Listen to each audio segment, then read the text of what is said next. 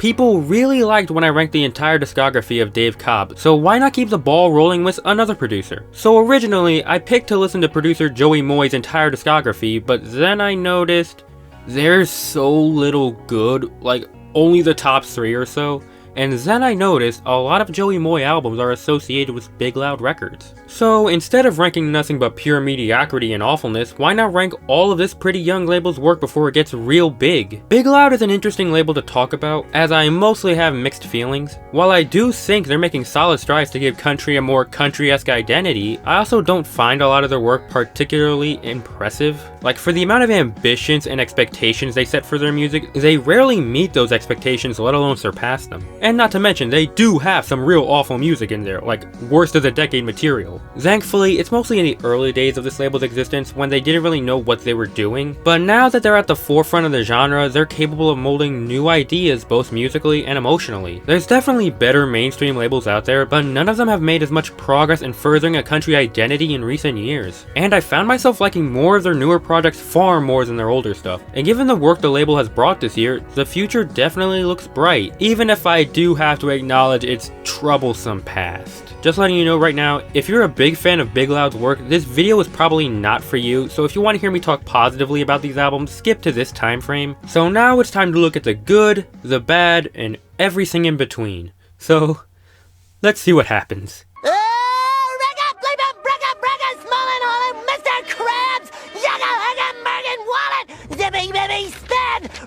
You know, this is probably not what you're expecting, but fuck it. Chris Lane's Girl Problems is one of the worst albums I've ever seen. I was truly blindsided by the sheer awfulness on display because I thought Chris Lane was a harmless pop country star. But no, it turns out he's more annoying than Keith Urban. I didn't think that was possible. Like this album just reeks of people who had no idea what they were doing in the making of it. Big Loud really just saw in 2016, we need to capitalize on the pop country trend. Because if you actually look back at Chris Lane's original work, you will see it is nothing like this album. It is blatant executive interference at its finest. They got a guy who had zero experience singing pop songs teamed up with another guy who had no idea how to produce a pop album. Yeah, up to this point, Joey Moy's production work was strictly rock oriented, and the awful production work shows with this. The same basic chord structure, the horrible use of banjo and synth, it's all a burning garbage barge. It has some of the most generic melodic structures I've ever seen for a pop album. Fix just does the same stupid line over and over in the chorus. And at the same time, you have these incredible awkward voice cracks from Chris that just make the experience more and more insufferable, as well as some ill-placed falsetto that just comes out of nowhere. There is no point of them being here. I guess they thought it would add more flair, but it made the album look even more dumb. Story-wise, it's the most scattershot, confusing, and often creepy experience I've seen in a while, because it's a constant shift of a dude who does nothing but simp for a girl, yet weirdly complains about her, but the complaints about the relationship don't go anywhere. It's kinda like this scene. Wait! Don't tell me! You want me to run down to the store and buy Mrs. Puff something she doesn't need, then you want me to run back here so you can say, "Arr, SpongeBob, and you're spending all me money." And then I'll say, "But Mr. Krabs, I'm only doing what you said." Then you'll say, "We're not talking about this or this, we're talking about this." I'm not bullshitting you. Just listen to this shit and it's just plain as day. Chris on this album is either a simp or just a whining baby. There's a plot in this record where Chris starts cheating with this girl in a relationship, and he manipulates the girl into choosing him over this other guy. Like, what the fuck is this album? And of course the girl doesn't choose Chris because he's a freaking creep. And he spends the rest of the song back to me still fixating on the idea he's still gonna get this girl. Move on, you weirdo! Hopeless romanticism is often compelling, but not like this. It's simultaneously the most trite romantic experience while also being the most bizarre. It just throws so much shit at the wall, and it's so chaotic and just I don't care anymore. This album has fried my brain. I'm shocked and appalled this is even a real album. Every single facet of this album is wrong. From the horrible vocal performance, the drastic shift in tone from both the artist and the producer, making for the single worst musical output. It's like if you told an AI to make a pop album based on the top selling songs on the top 40. The storytelling is so actively frustrating and just doesn't exhibit competent thought. Forget it. Let's just keep moving. There's a lot more garbage where that came from. I do not mince words when I say that Dallas Smith might actually be the single worst country artist of the decade. I didn't forget anyone, so don't go in the comments saying, you really forgot. No, I didn't. Dallas Smith is just that awful. And Tipping Point is really every single thing wrong with Dallas Smith, while also being everything outsiders love to say country music is. The overuse of beer metaphors, weird relationships to religion, emphasis on trucks. We hate when people who don't know what they're talking about bitch about the genre, but it's collections of music like this that play right into their hands. Every single line on this thing is the most stereotypical country line I've ever seen. Every single one. She looking Friday night ready, tearing up Interstate 20, got the tank topped off, dust flying like confetti in the rear view. God was showing off when he made you, sweet sun-shining honey and some Dixie Dukes. Nobody talks like this! It overplays the pathetic masculine trope like you've seen with that cheap advertisement song, and weirdly has some attempts at sentimental moments that just do not land at all. It's both a tonal and aesthetic nightmare, like if you sucked out what made FGL's album somewhat tolerable. It also doesn't help that Dallas Smith can't sing. He's just so whiny, like Kenny Chesney without any personality. How this man is still signed to Big Loud despite his terrible music and the fact it doesn't sell is beyond me. This shit won a Juno Award in 2014. Canada, do better. You either die a hero, or you live long enough to see yourself become the villain. You know, on one hand, I applaud Big Loud Records in lifting LGBTQ artists like Lily Rose into the mainstream setting. Mainstream country doesn't have a lot of representation, so I'm glad they're paving the way to change that with Lily Rose is Stronger Than I Am.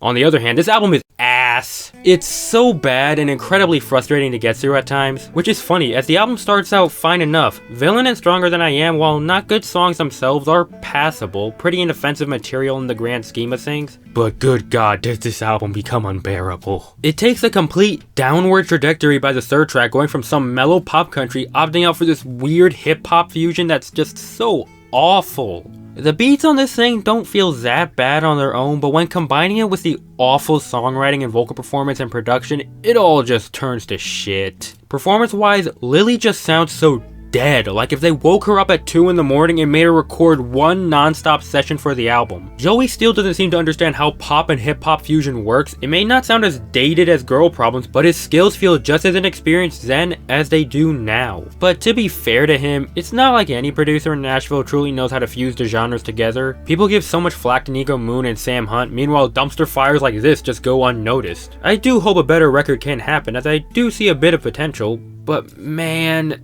this was really rough.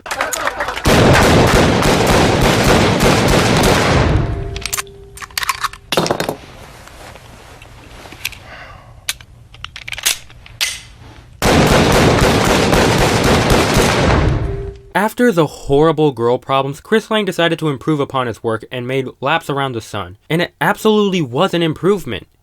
It's also still very terrible. I'll admit, this isn't the 1 out of 10 experience Girl Problems was, but it's still one of the worst albums to be released in its era. It's dull, it's cheesy, and surprisingly less competent in a few areas. Of course, there's now the very famous line of, "I know your favorite beer because you told me and I bought it," and while it's definitely the peak of this record's stupidity, it isn't the only example. The self-titled track is supposed to paint a picture of summer fun, but its portrayal of that is more dreary than shoveling snow in a winter storm. Take Back Home Girl legit sounds like they took the story out of a garbage Hallmark movie and turned it into a song. I really like romantic songs, but there's just nothing to admire in this. I don't feel for Chris, and if anything, I actually would have liked the story to actually be about the girl realizing this guy sucks and just flat out leaves him. Would have been way more interesting than what actually happens. And are we really gonna pretend that the songwriters for Bad Girl did not rip off one of the most famous lines of Eric Church's record year? I will say, at least narrative-wise, New Phone Who's This is kind of funny. Like, the joke has a lot of potential, it's just brought down by the terrible songwriting. But at least I'll acknowledge that a good joke was actually there. Sonically, it definitely seems like they realized their mistake with the last album, opting for a more beach-style country flavor, but the problem is that this is the most tasteless sound they could have adopted. I like my beach country songs fun, lively, energetic, and above all else, a sense of musicianship. The best beach country can feel warm, joyful, like I'm swimming in the water. This sound makes me feel like I'm stuck in damp sand and some of it got in my mouth. It's actively obnoxious writing-wise while pretty much soulless everywhere else. But knowing what came before it could have been worse. This is the most obnoxious thing I've ever experienced in my life. Drinking Songs The Collection. What kind of name is that? Honestly, that sums up what this record is. A collection, because there's barely any correlation between one track and the next. What's most hilarious about this project is that it really represents what a lot of Big Loud was throughout the 2010s, bringing in people who weren't really that familiar with country and making them country stars. Because Mackenzie Porter, in case you don't know, was a D-tier TV star who decided to break into country music. Truly an industry plant at its finest. But that doesn't even mean anything, because Orville Peck wasn't really a part of country culture and he made one of the best country albums I've ever seen. So how is the music here? Yeah, it's the most predictable mainstream album imaginable. We got your boomin' synth radio songs like These Days, your mellow sad ballads to get so emotional to with About You, your lame snaptrack driven songs like Drive Through, the totally sad Seeing Other People. I swear to God, my driver's license video ages so poorly by the day because while yes, it was incredibly overrated, but when you look at what could have been, you weirdly appreciate what you have. The vocals are fine, I guess. It's the only real passable element on this thing, while the rest of it is really awful radio country in a nutshell. Chasing trends and sounds most people genuinely don't want. Its amount of depth is as deep as a puddle. It's really music for people who don't want to be challenged by the medium of that art form. How hard is it to actually make country music? At the very least, bad actual country music. Mackenzie Porter really is the female equivalent of Dustin Lynch, and you really can't convince me otherwise. Thankfully, this is the last truly terrible album. Let's move on to the very, very bad ones. I'm having so much fun, you guys!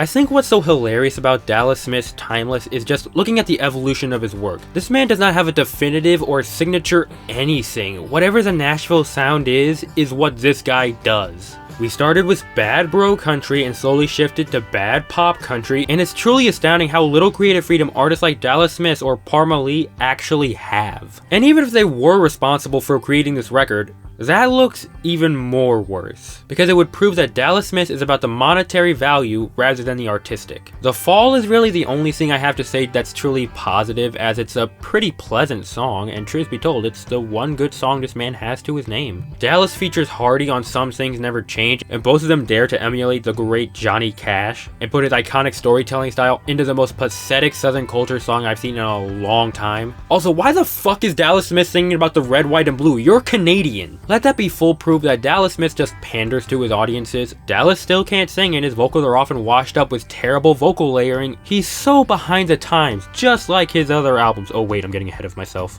I walk and talk like a field hand, but the boots I'm wearing cost $3,000. Yes, that's right. Another Dallas Smith record. I can't escape this. Honestly, Side Effects is practically tied with Timeless with just how bad it is. I think what pushes it over Timeless is that it's just a fascinating failure, I guess. Like with Timeless, there's not much to talk about. It's bad for reasons everybody knows, and I've already talked about it with other albums. But with this album, what's so interesting is that it's literally just a combo of pop country songs mixed with this obvious bro country EP he did a year earlier. Really tying to my theory about how this man has zero artistic integrity. There's literally a song on here called 50-50, so yeah, they knew exactly what they were doing. As a song, 50-50 is saying he actually has to concede in a relationship in order to make it work. If a relationship involves you just always giving up and conceding just so you can keep this girl, that's not a functional relationship, Dumbo. Autograph is Dallas Smith literally declaring that this girl is his property, saying she'd force them to change their autograph and declare that he's so lucky. Hood and Tailgate is especially funny when Dallas admits, yeah, I sing about stereotypes, but come on, it's totally true, you guys, please. And maybe it is, but the problem was never people singing about beers and trucks. It was about singing them in a way that felt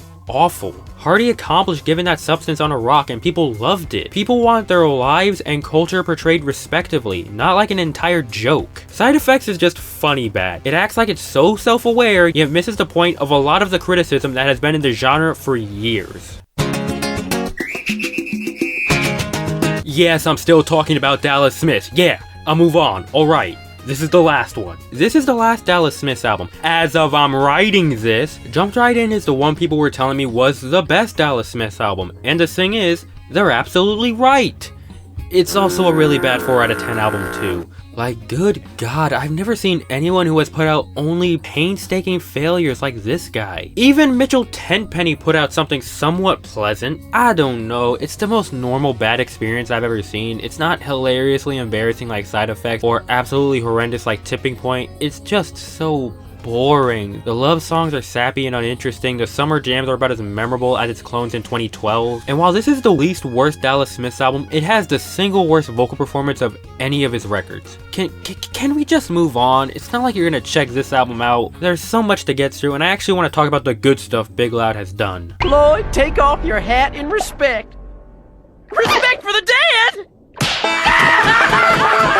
It's been a while since all facets of the country community agree on something, that Hicks Tape 2 is just bad. I've talked about it twice on this channel, and I could really just quote what I said there verbatim. It's a terrible attempt to establish the frat brand of country in the genre with these cheap reversions to all the unlikable aspects of bro country. But at least with some bro country, it was fun. It was fun to nod your head to it. Nothing from this album that had anything to do with Hardy and people of similar backgrounds brought a single song that was actually mildly entertaining. Larry Fleet did because they're actually good artists who know how to make fun music. Speaking of artists, I'm just gonna come out and say it. Hardy is just not a good artist, at least not anymore. And I'm actually convinced A Rock, despite its good and even great elements, was a fluke in quality, because nothing before and after it is actually good. Especially after the man wrote Down to the Bar, Beers on Me, the worst country song of all time, and Rolex on a Redneck. I could name more, but I don't have all day. People keep saying, oh, don't worry, Hardy's saving all his good stuff for his own album. And even if that's true, which after Sold Out, it clearly isn't, that doesn't excuse how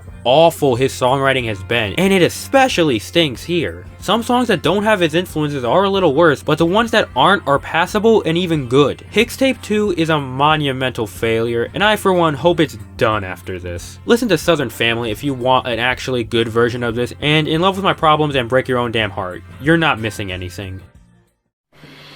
You don't want to be like this. This is disgusting.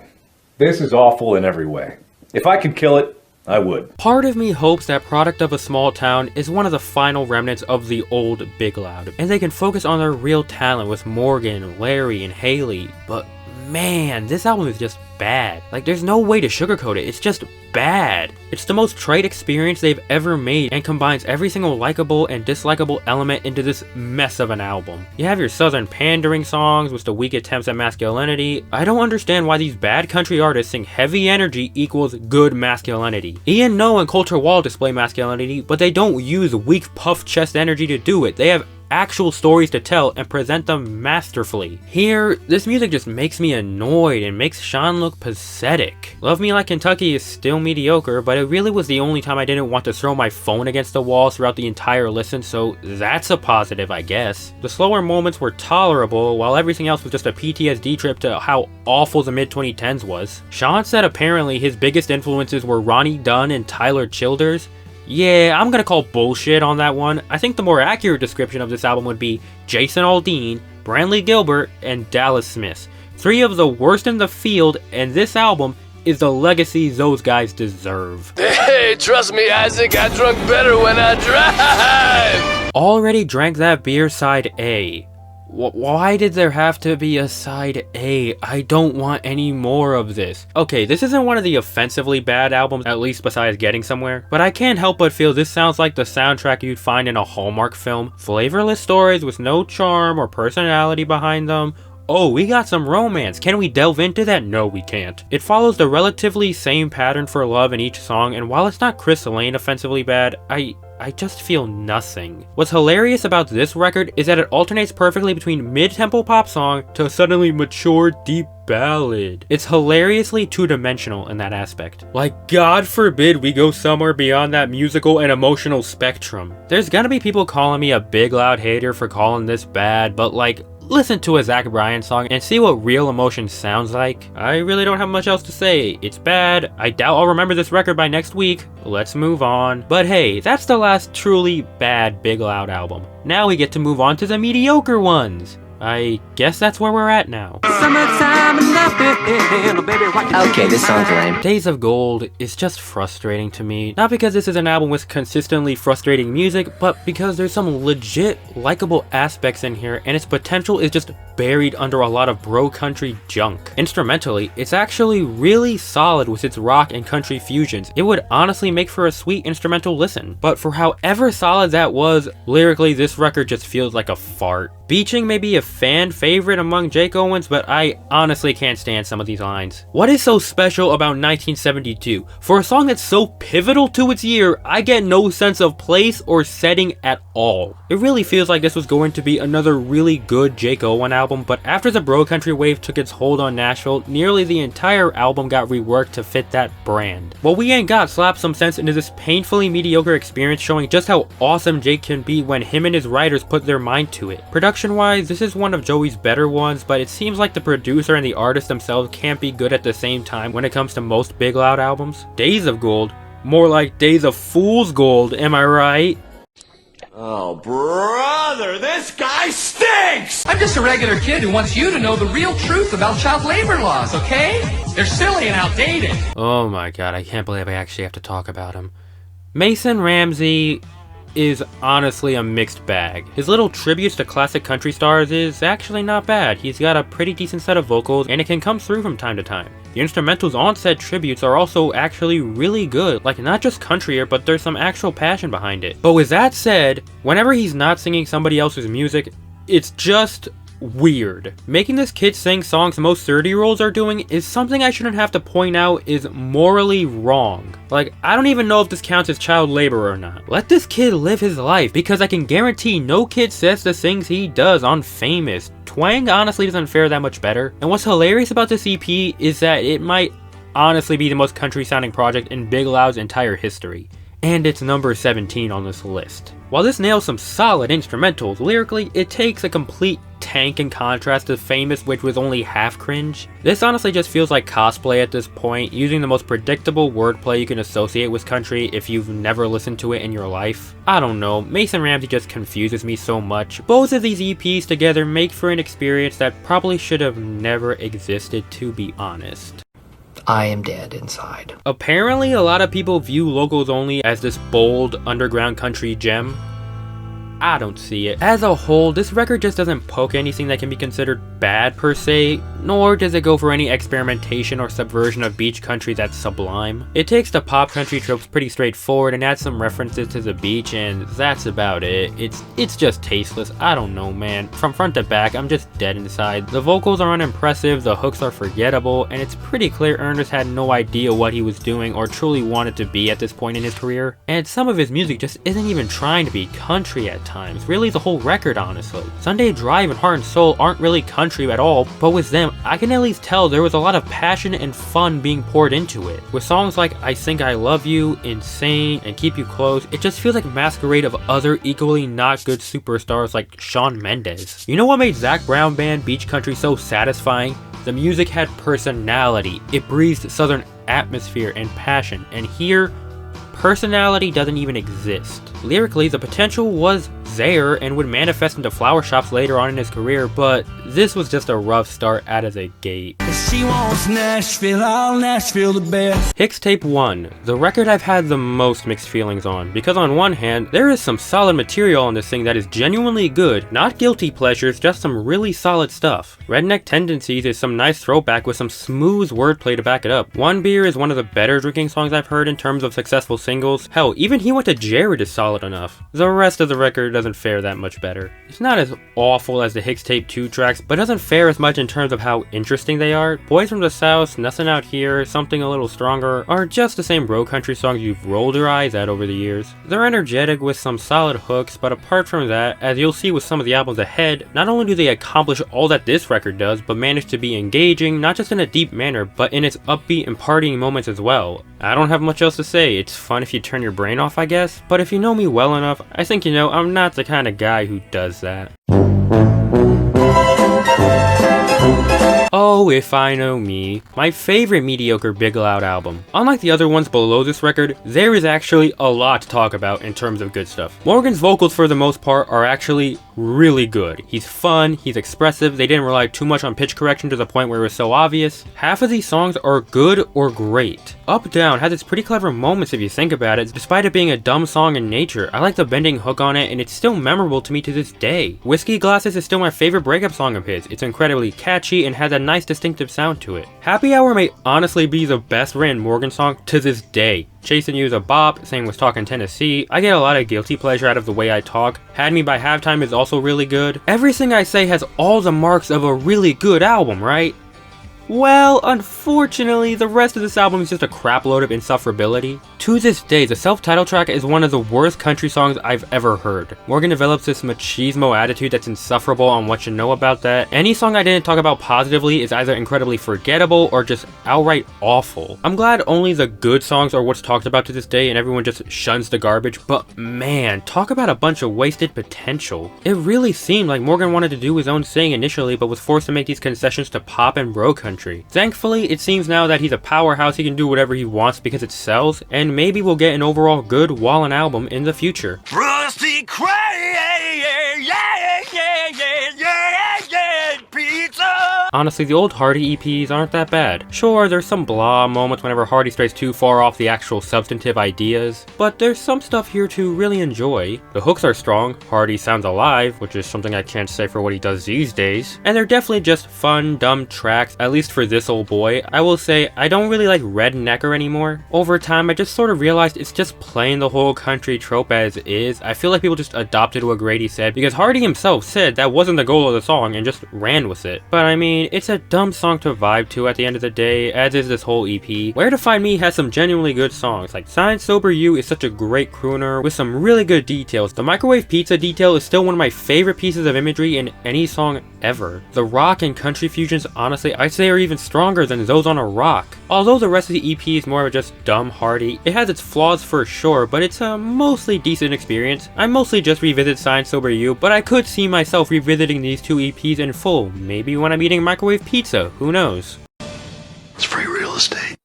Okay, so apparently there's a joint deal on Florida-Georgia Line's The Acoustic Sessions. They belong to both Big Machine and Big Loud for some reason. I don't know why, but hey, I don't care. This thing's alright. It's mostly just FGL singles, which is like the only good music they've ever put out. Really the only music the duo put real effort into. There's even a fantastic track in here. I never really talked about Dirt, but I love it. It's beautiful, poetic, and full of passion the duo ever so rarely provides. The acoustic version doesn't have as much intensity, which is kinda lesser, and it makes the worded portions even more awkward. Confession is another really good one with a neat concept. The songs that aren't trying to be anything more than just lame party songs are alright. They lack the intense overproduction of Joey Moy, which is good. The songs have decent hooks to them.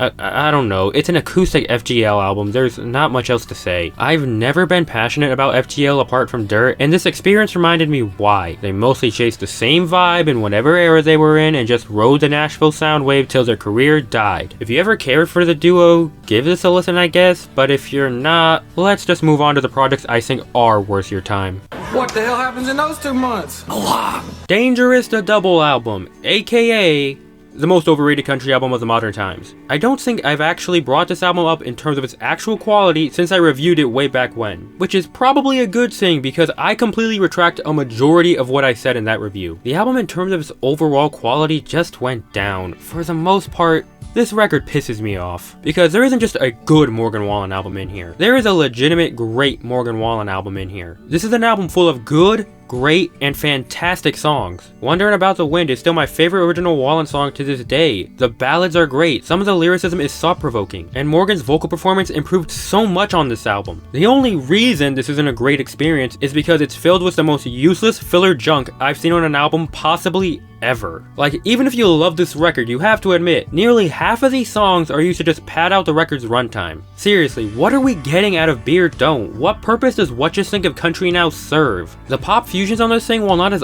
awful as those on If I Know Me, are still pretty bad by actual good fusion standards. This album feels like a product more than a compelling experience when looking at it in its entirety. I want to like the record as a whole, and I really do like what I like here. Wallen has so much potential, and it seems he's putting it to good use with the new songs he's been putting out, but I cannot justifiably give this record a 7 out of 10 when it's filled with so much junk bearing what should be an overall powerful experience. So let's move on to the albums that are actual 7 out of 10s.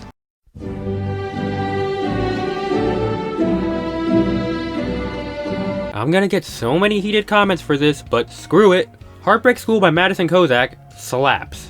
I really did rank a 4-song EP higher than the most popular 30-song album in country today. But what can I say, man? The EP is just so much fun. Chris Stapleton helped with the writing, and his influence comes out so much. The songs are just insanely catchy. The pop country fusions are surprisingly tasteful. Graduation Day in particular exemplifies this. The whole grasping of educational ideas and pairing it with heartbreak just went over really well. And I really like its bridge and how counter it is to the rest of the track. Phases is a really interesting concept of a song. Comparing this feeling of love coming in and out to the phases of the moon is just really creative writing, and I wouldn't bash that. Little Bit of You has some dreamy instrumentals that really set apart her version of pop country from a lot of other people in the mainstream, especially by Big Loud standards. The fact that it is 4 songs of all killer, no filler just shoots this little project super high and really cements it as one of Big Loud's better projects. My only real complaint would be Madison doesn't really have a distinguishing voice. It's kinda like she heard any successful female country song in the past 4 years and tried to emulate them, but apart from that, it's just a banger of an EP that I really like. Give it a listen, it's really underrated.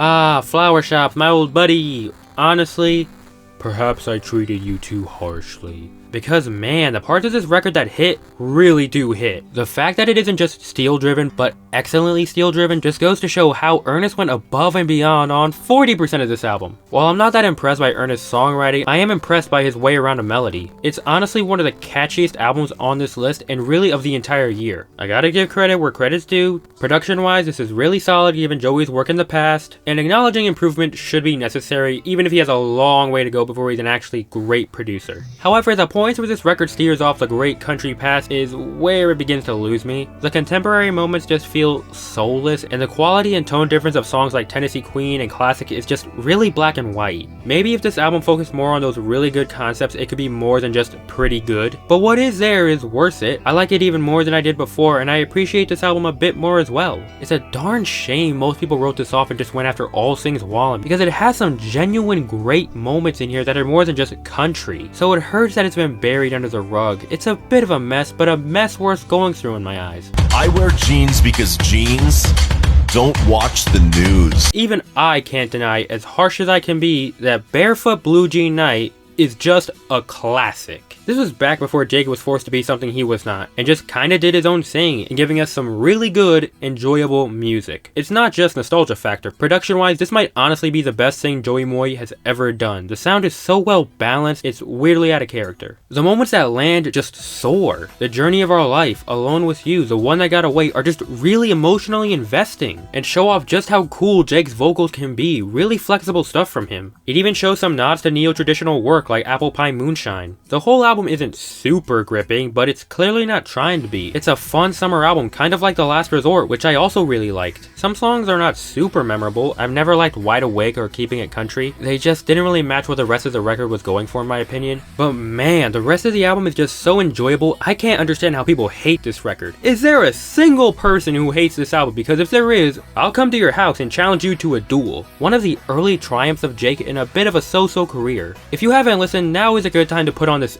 epic classic and have a summertime blast. Because when I need a job done, I get someone with a job to do that job! Larry Fleet might honestly be the best dude who's signed to Big Loud. He's the only one who puts out consistently good music that, while not totally country, has some very good elements. He kinda reminds me of how Carly Pearce makes contemporary music with country elements. It's super fresh, the music is very enjoyable with a nice masculine grip to it, and considering how pathetic Big Loud albums can be when it comes to that, it's a miracle this album is allowed to be that. Not to mention, it's an album with a ton of personality. Larry is equally fun and soulful. He's like a blend of Combs and Jamie Johnson, which makes for a surprisingly enjoyable combination. Mix him with whiskey is just so smooth, especially when considering just how gritty Larry's voice is. Working Hard is surprisingly heartwarming, Lied About Love is really groovy, the whole album is just killer track after killer track with not a single miss in the track list. I really like this album, not really because of what it does, but more so for how it doesn't fall into the same trappings most other Big Loud albums have in the past, with shoddy production, catering to wide audiences. It really does feel like Larry got to craft his vision, which admittingly is a bit of a safe one. There's not a lot of quality variation on this record, but I still really like it, and if Larry nails his next record, which he most likely will, he'll probably cement himself as the critical best man on the Big Loud label.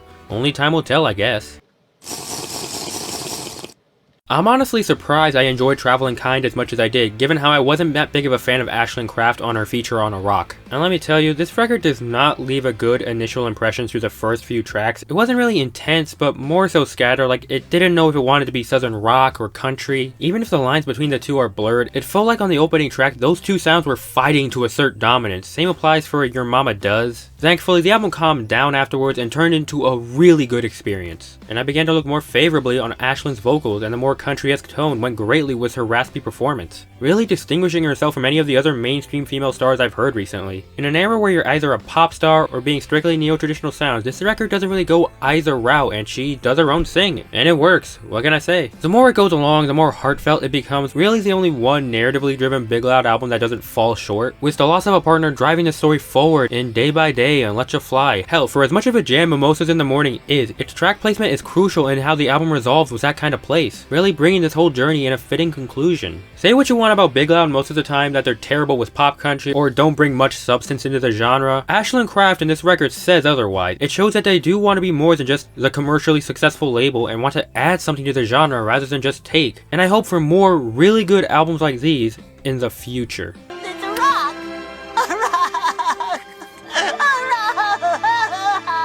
Guys, I've been pretty mean to Hardy today. I've trashed his songwriting, trashed his methods and passion projects, but even I cannot deny that A Rock is actually a legit good album. This is the one and only Hardy record where he plays to his strengths and near maximum proficiency. Remember when I said country fans wanted their lifestyle portrayed not as a joke because redneck culture is pivotal to their lives? Hardy really delivers on that front with this. Yes, there's references to beers and trucks, but it's a record that carefully and playfully uses them to all legitimate stories that feel real and above all impactful. Even the more lighthearted moments designed purely for fun have some neat details in contrast to all the puffed up chess material Big Loud has done in the past. Yes, the album is overproduced, yes, Where You're At is a legitimate bad song, and yeah, sometimes Hardy's delivery can be kinda wonky. But once more, this is a record with pretty small goals and reaches them pretty well. It's designed for the everyman and not only appeals to them but gives them things to ponder and connect to, as minute as they are. The emotions hit with Give Heaven Some Hell and Ain't a Bad Day. Its storytelling is strong with One Beer and Truck. It's fun with Boots and unapologetically country as hell. It's good music. It's overrated for sure, but credit deserves to be given when something good and subversive is accomplished in the genre, especially when this album was born out of a subgenre that has long lived in the spotlight and it was in its final moments. Is this album a fluke?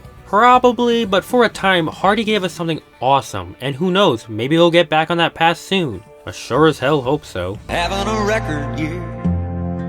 Man, Larry Fleet just keeps it up with his talent. Stack of Records expands upon everything his last album had, more so in his emotional connection, which seems to have been unlocked on this album. The opening just brings upon a simple but effective expansion of Larry and how music affected how he grew up, his attachment to faith and Where I Find God, which actually uses religion in an effective way. It's honestly shocking how much country artists have forgotten how to input religion in their music. Here, it's a story on how even if he isn't actively searching for faith or meaning, he'll always find it, even in the most mundane places and times. Mapping out a life he wanted to have, not bound by thrills and epic moments, but a life filled with human experiences built upon morality and joy. This record can also be pretty depressing at times. Quitting ain't working and 3 chords and a lie just hurt a lot. 3 Chords and a Lie doesn't just take a cheeky line and play it out, it builds in its sense of denial of adultery effectively, making it more compelling as it goes along as the truth becomes more and more clear. The album kind of throws this whole narrative in pretty late and it's not properly set up, but concludes pretty good with Heart on My Sleeves and One for the Road for what it's worth. It's simple execution going a long way, which is inherently what the genre is known for. It really feels like the anti-Big Loud album at times because it's so counter to what the label has been known for up to this point. There's a few bones to throw for single material like Different Shades of Red, but for the most part, Larry Fleet operates better than he ever has, and I hope more people discover just how good this inherently simple yet compelling man really is.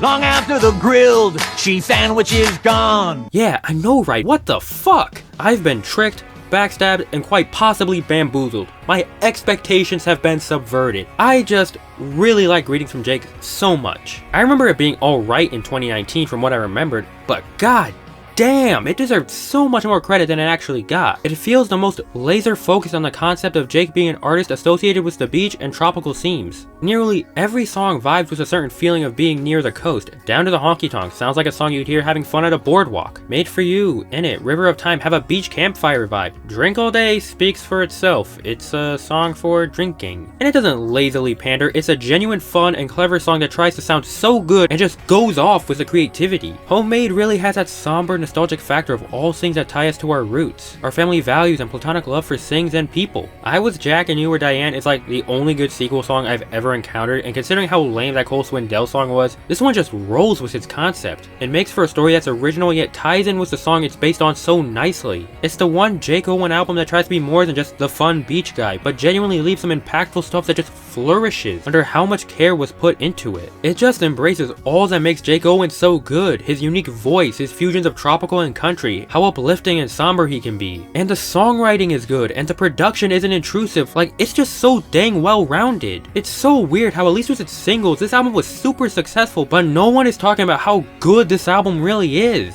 Barefoot Blue Jean Night may be his most iconic work, and it's good for what it's worth, but I consider Greetings from Jake the critical best work Jake Owen has and possibly ever will do. It's so underrated, and if we're going by literal terms, it's the best official Big Loud album. But if we're going for a more rigid term in context to label deals, there's one album that's even better. It's time for the moment you've been waiting for! Yeah, you should have seen this coming. Hailey Whitters' Raised is undoubtedly the best thing that's ever come out of the Big Loud label. Really, this whole video was just an excuse for me to gush about how good the Hailey album is, since I didn't have time for a review, nor did I think it would garner a lot of clicks. What makes it so great is that it isn't a full-fledged Big Loud album, they just have a promotional deal with Hailey's indie label. She gets full creative control over her art, but gets the label distribution. And it really shows with the level of songwriting and subject matter, and how grounded in reality this record really is. Like, everything you could ever want in a casual country experience is in this record. Stories about family, loss of faith in yourself, heading off to start a new life. It's an album so tied into being an actual person, it just straight up doesn't feel like something Big Loud would have made, which is true, but man. I like The Dream, as did most people, but there's something about this album's glowing optimism towards rural culture that just brings me back more and more. The incredibly fun middle of America, the hilarious accuracy of College Town, down to the smaller special moments like Boys Back Home. The album takes every other aspect I've praised previous Big Loud albums for and combines them into something far greater than the sum of their already strong parts. I do think the interludes don't really add to anything and kind of fumbles its ending portion a little bit. Apart from that, it's just a thoughtful, wholesome experience that expresses pride for growth and highlights the potential future along the way. The one and only Big Loud album I'd genuinely call great, and one of my favorite mainstream albums to come out this year. If you're afraid to touch any piece of Big Loud's discography because you're afraid of puffed up chest junk, pop country garbage, please, for the love of God, give this record a shot. Hailey Whitters is more than that, and really every album I've talked positively about is. While Dangerous will probably stay their most iconic work, Hailey Whitters' Raised serves as a gold standard in what all Big Loud albums should strive to be. Great music. Great music that connects with the artist and connects with people. Here is to more greatness in Big Loud, since they clearly show that's what they strive to be. If you're like me, who went into making this video with a negative mindset in context to the entire label, let albums like this change your mind.